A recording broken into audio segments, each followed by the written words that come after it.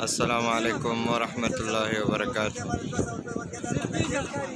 یہ مینا کا میدان ہے اور اس کو خیمہ بستی بھی کہتے ہیں، اور ساری دنیا میں بہترین خیمہ بستی ہے۔ یہ بہت خوبصورت خیمے اس میں بنے ہوئے ہیں اور بہت بڑے میدان میں یہ خیمے بنے ہوئے ہیں۔ بہت اچھے طریقے سے انتظامات بھی ہے، اے سی بھی بنے ہوئے ہیں، اے سی سارے خیموں میں لگے ہوئے ہیں، اور اسی طریقے سے پانی کا بندوبست اور مکمل طریقے سے واش روم اور وضو بنانے کی جگہ، ٹھنڈا پانی پینے کے لیے خوبصورت طریقے سے انتظامات کر لیے ہیں۔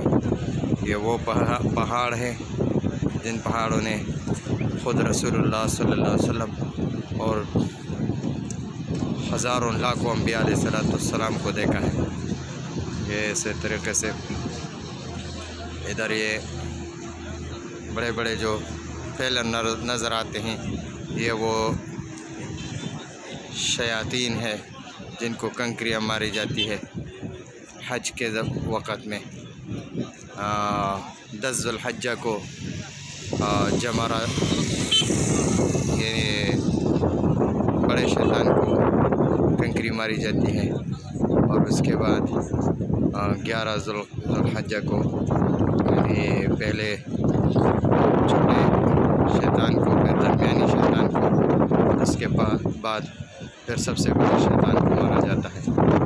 اور اسی طرح سے 12 ذو الحجہ کو بھی پہلے چھوٹے شیطان کو، پھر درمیانی کو اور پھر بڑے شیطان کو مارا جاتا ہے۔ اور اس کے بعد 13 ذو الحجہ کا اختیار ہے، اگر کوئی رہنا چاہے اور 13 ذو الحجہ کو یعنی رمی جمرات کرنا چاہتا ہے تو ان کو اختیار ہے، اور اگر جو شیاطین کو مارنا نہیں چاہتا اور 12 ذو الحجہ کو غروب آفتاب سے پہلے جانا چاہے تو پھر جا سکتے ہیں،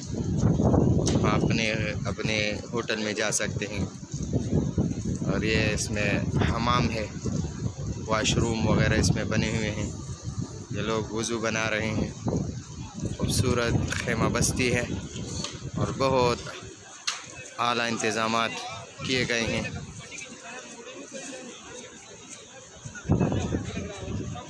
بہت دور دور تک، جہاں تک نظر کام کرتا ہے وہاں تک جو ہے نا یہ خیمے نظر آتے ہیں۔ اس کو خیمہ بستی بھی کہتے ہیں، ساری دنیا میں خوبصورت ترین خیمہ بستی۔